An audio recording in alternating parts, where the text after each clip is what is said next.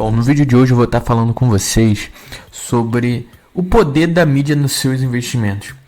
A gente vê muitas notícias no dia a dia sobre ações caindo, ações subindo, mas pouco a gente fala sobre até onde isso é benéfico e até onde isso é ruim para a nossa carteira, para os nossos investimentos e para a nossa vida no geral. Eu tenho um exemplo aqui da minha avó, que ela fica vendo muito dessas notícias, né? Eu moro no Rio e eu sentei uma tarde assim, tô aqui de bobeira, vou ficar com a minha avó. Fiquei vendo notícias numa semana, eu acho que era numa sexta-feira que eu tava em casa e era só tragédia. E aquilo trouxe uma energia tão pesada que eu resolvi fazer esse vídeo para vocês, porque a gente não percebe que às vezes a mídia pode ter uma influência muito grande na nossa vida, e principalmente quando a gente se fala de dinheiro. Eu vou dar um exemplo. Eu trouxe aqui uma situação que uma pessoa que venda carro, né, ela tem ali o Toyota, ela tem ali o Peugeot e ela tem ali o Corsinha. O Toyota é o único carro que ela tem que se valoriza, porque a gente sabe que o Toyota tem inúmeras situações que fazem com que o carro se valorize, principalmente a sua mecânica. Os japoneses são muito bons para carro, assim como os alemães. Então, a segurança de um Toyota é algo inimaginável, assim como um Volvo, enfim. Mas não tô aqui para falar sobre carro. Vamos falar sobre o contexto da oficina do Zezinho. O Zezinho, ele comprou esses 3 carros, o Peugeot, o Toyota e o Corsinha. O Toyota não se desvalorizou, o Peugeot se desvalorizou e o Corsinha se desvalorizou com o tempo. Aí o Zezinho, ele ficou meio frustrado. Ele tinha uma expectativa, né, que os carros dele evoluíssem de valor, fazendo com que a sua oficina valesse mais e ele consequentemente pudesse vender esses carros, tendo ali um ganho de capital. Então, trazendo para nossa realidade, os Zezinhos são as grandes mídias, tá? Vou tentar ser um pouco apocalíptico aqui para a gente ter ciência de como funciona muitas das vezes a economia e o mercado que a gente vive, assim. Não quero dizer que todas as instituições são assim, tá? Eu só tô aumentando para a gente conseguir fazer comparativos e entender a situação. Então, o Zezinho, ele tava lá, viu que a sua garagem desvalorizou e nessa situação ele ficou puto. Ele falou, porra, eu não vou aqui perder dinheiro, e começou a falar para a cidadezinha que ele morava, que era uma cidadezinha enxuta, pequena, onde tudo que ele falava era meio que uma lei, porque ele era visto como a principal garagem de mecânica, a principal garagem que presta serviços na cidade. E dito isso, ele tentou manipular os preços. Como é que ele fez isso? Ele disse para todo mundo que o Corsinha e o Peugeotzinho são carros tão bons quanto o Toyota.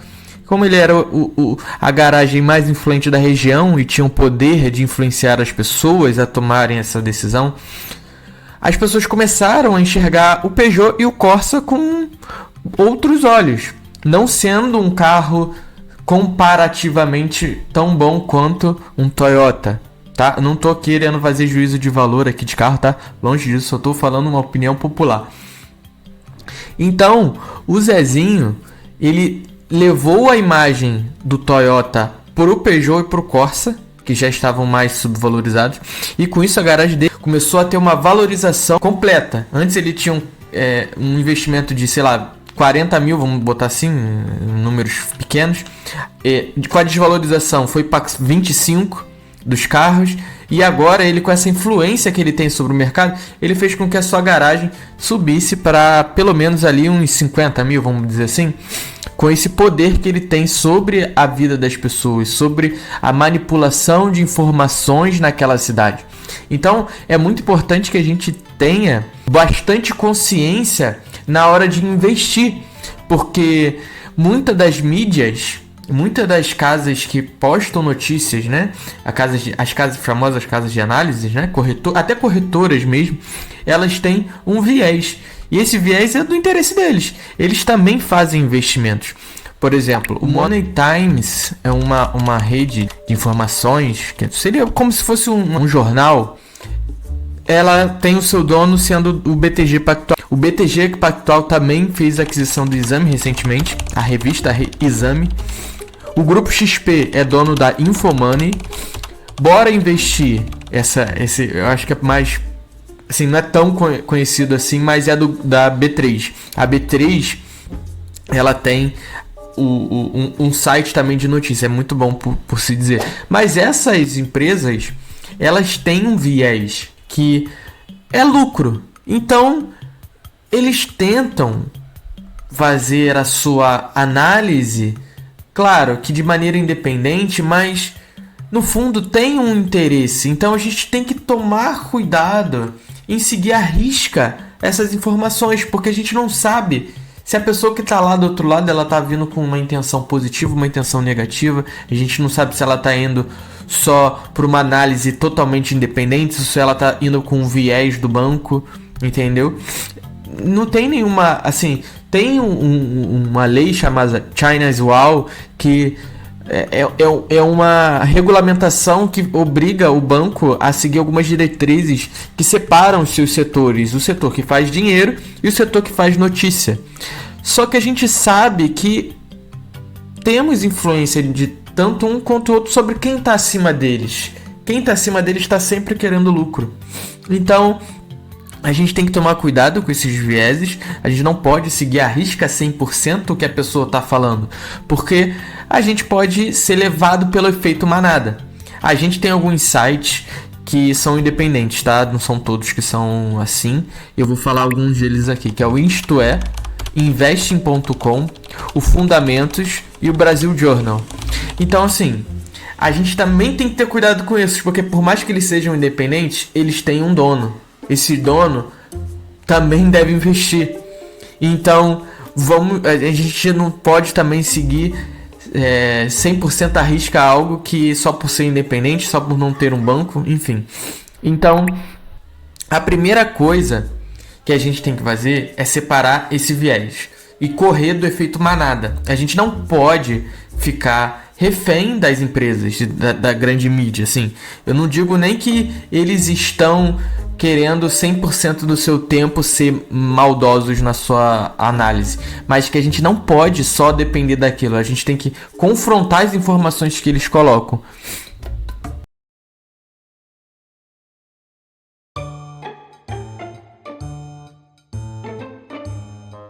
E seguindo essa linha de raciocínio e fazendo um paralelo com o mundo dos investimentos, na prática, a melhor maneira da gente não ir pela manada, não ir pelo caminho dos ratos, onde todo mundo está indo, é a gente ter uma estratégia. E para isso, e principalmente para essa situação onde a gente muitas das vezes é influenciada a comprar ou a vender por uma mídia que dá lá a sua recomendação de compra e, enfim, de saída daquele ativo, é a gente balancear a nossa carteira. Por exemplo, eu tenho 3 ativos, uma ação, um fundo imobiliário e, sei lá, um Bitcoin. Esses 3 tipos de ativos, eles vão representar 100% da sua carteira. Vamos supor que você tenha 100 reais nas 3 ativos. À medida que o tempo vai passando, o seu ativo vai valorizar, o outro vai desvalorizar. Então, assim, não vai ficar certinho. Então, vamos supor que as ações caíram. Elas estão em 20% e o restante está em 100 reais. As 3, né? Ficaram em 100 e a ação ficou em 20%. Você vai ver muito por aí, o Brasil quebrou, venda tudo, saia da posição. Cara, isso é muito normal na mídia. Então, o que a gente precisa fazer? É confiar na empresa. Se você confia na empresa, nas suas ações, você tem que ter critérios que definam isso. O exemplo foi muito claro, foi na pandemia. Empresas sólidas, que estavam valendo muito abaixo do seu preço, porque o mercado estava em histeria, todo mundo mandando vender, mandando vender, e algumas empresas tendo recordes atrás de recorde de lucro.